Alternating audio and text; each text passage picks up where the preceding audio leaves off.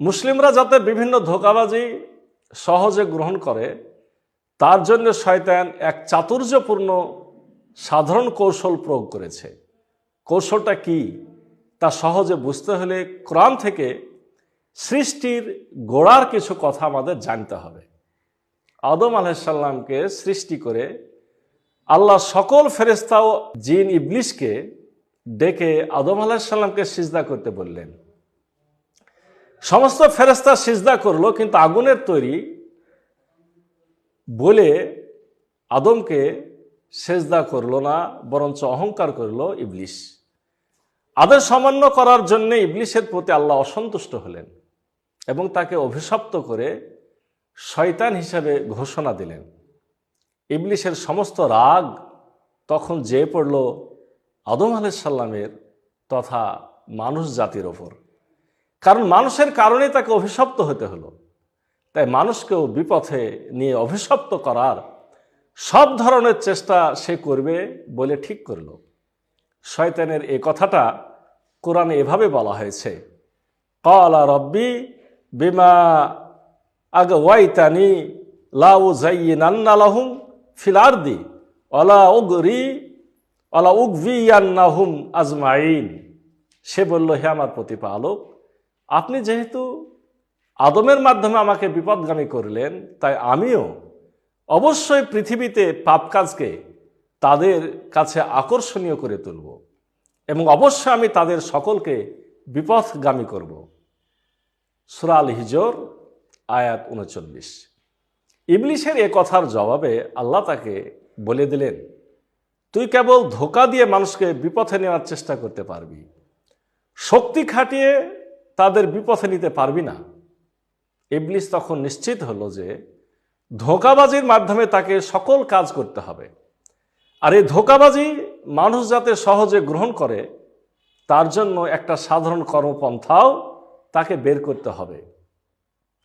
ইবলিসের সে সাধারণ পন্থা হলো কল্যাণ, লাভ বা সবের লোভ দেখিয়ে ধোঁকা দেওয়া। কোরআন পড়ার ব্যাপারেও ইবলিস মুসলিমদের সবের কথা বলে নানাভাবে ধোঁকা দিয়েছে। শয়তানের ধোঁকা নামক কৌশল কিভাবে প্রয়োগ হলো এবং প্রথম প্রয়োগটা কেমন ছিল, কি ছিল, আসুন একটু জেনে নিই। ইবলিস তার সব বা কল্যাণের কথা বলে ধোঁকা দেওয়া কৌশলের প্রথম প্রয়োগ করে জান্নাতে আদম আলাইহিস সালামের উপরে। আল কোরআনে বর্ণনাকৃত সে ঘটনাটি নিম্নরূপ। আল্লাহ তাআলা আদম আলাইহিস সালাম ও বিবি হাওয়াকে জান্নাতে থাকতে দিলেন এবং যেখানে ইচ্ছা যেতে এবং যা ইচ্ছা খেতে বললেন, তবে একটা বিশেষ গাছের ফল খেতে, এমনকি তার ধারে কাছেও যেতে নিষেধ করে দিলেন। শয়তান তখন বুঝতে পারল যদি আদমের ক্ষতি করতে হয় তবে তাকে যে কোনোভাবে ওই নিষিদ্ধ গাছের কাছে নিতে বা তার ফল খাওয়াতে হবে। সে তখন তার সাধারণ কৌশল অর্থাৎ কল্যাণের কথা বলে ধোঁকা দেওয়ার কৌশল প্রয়োগ করল। আদম আলাইহিস সালামকে সে বলল, তুমি তো জানো না আল্লাহ কেন তোমাদের ওই গাছের ফল খেতে নিষেধ করেছেন। ওই গাছের ফল খেলে তোমরা ফেরেশতা হয়ে যাবে এবং ওই গাছের ফল খেলে চিরকাল তোমরা জান্নাতে থাকতে পারবে, তাই আল্লাহ তোমাদেরকে ওই গাছের ফল খেতে নিষেধ করেছেন। কিন্তু আদম আলাইহিস সালাম ও বিবি হাওয়া কল্যাণ বা লাভের কথা শুনে শয়তানের ধোঁকায় পড়ে নিষিদ্ধ গাছের ফল খেয়ে ফেললেন।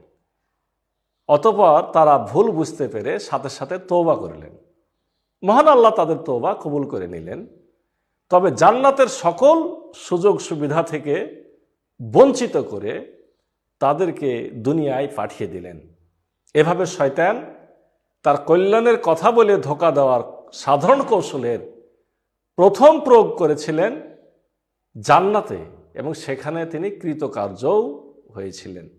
সম্মানিত দর্শক শ্রোতা, আমরা একটা গুরুত্বপূর্ণ বিষয় জানলাম যে শয়তানের ধোঁকাবাজি কিভাবে প্রয়োগ করা হয়। আমরা এই আলোচনার পরে আগামী পর্বে ইনশাআল্লাহ অর্থ ছাড়া বা না বুঝে কোরআন পড়া গুনাহ না সব, এই বিষয়ে মূল আলোচনা শুরু করব এবং আগামী পর্বটা হবে কমন সেন্সের আলোকে আলোচনা। আগামী পর্ব পর্যন্ত আমরা সুস্থ থাকি, সুন্দর থাকি, এ কথা বলেই আজকের পর্ব এখানে শেষ করছি। আসসালামু আলাইকুম আ রহমতুল্লাহ।